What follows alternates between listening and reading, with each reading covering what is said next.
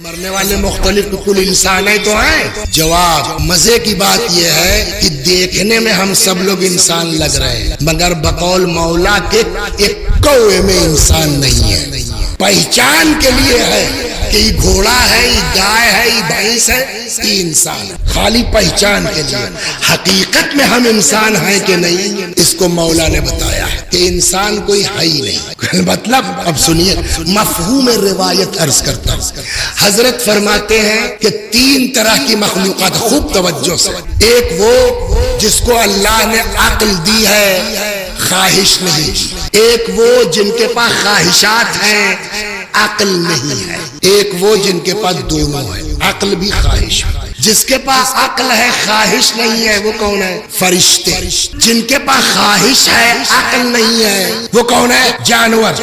جن کے پاس دونوں ہے وہ کون ہے؟ ہم لوگ. اب یہ عقل اور خواہش دونوں میں جنگ چل رہی ہے مستقل. عقل کہتی ہے خواہش کو دبا لو، جو اس کی مرضی ہے اس کے مطابق چلو. خواہش کہتی ہے کہ جنت جہنم دیکھا کس نے، ابھی آج دبائے کے دھائلے دیکھا جائے گا، ہے نا. تو یہ جھگڑا مستقل چل رہا ہے. عقل چاہتی ہے کہ خواہش کے خلاف جائے، خواہش چاہتی ہے کہ عقل کے خلاف جائے. جیت ہار دونوں صورت میں ہے.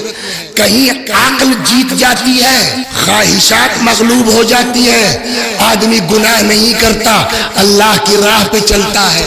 امام کہتے ہیں جہاں عقل کامیاب ہو جائے، خواہشات دب جائیں، اب وہ انسان نہیں رہا. تب کیا؟ فرشتہ کا نا وہ فرشتوں سے افضل ہو گیا. کیسے؟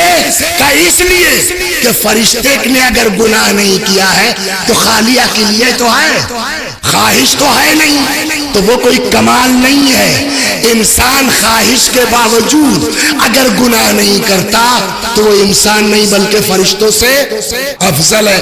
کبھی اس کا الٹا ہو جاتا ہے، عقل مغلوب ہو جاتی ہے، خواہشات غالب آ جاتی ہے، ان کا مارا ان کا دبایا. تو آپ مولا کہتے ہیں اب یہ بھی انسان نہیں ہے.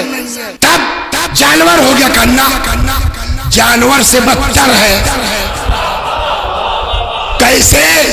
اس لیے کہ اگر جانور نے کسی کا کھیت چر لیا ہے، آج ہی کا قصہ ہے، میں آ رہا تھا تو ادھر سے گھوم کے آیا اپنے گاؤں کی طرف سے، تو سڑک کے اوپر ایک باغ ہے امرود کا میرا چھوٹا سا، سناٹا.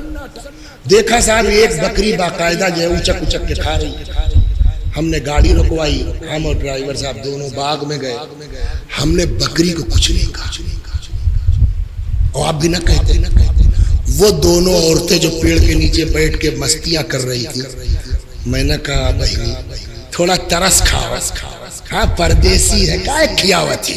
اس کا مطلب کیا ہوا؟ کھا جانور رہے تھے، آپ نے ان عورتوں کو کیوں منع کیا؟ کہ جانور کو اللہ نے پیٹ دیا ہے، عقل نہیں دی ہے. اس لیے اگر جانور کسی کا کھیت چر لے تو وہ مجرم نہیں ہے، مگر انسان اگر کسی کی زمین ہڑپ لیتا ہے تو اب وہ جانور نہیں ہے، جانور سے بولیے بدتر ہے. تو اب انسان کہاں ہے بیچ میں؟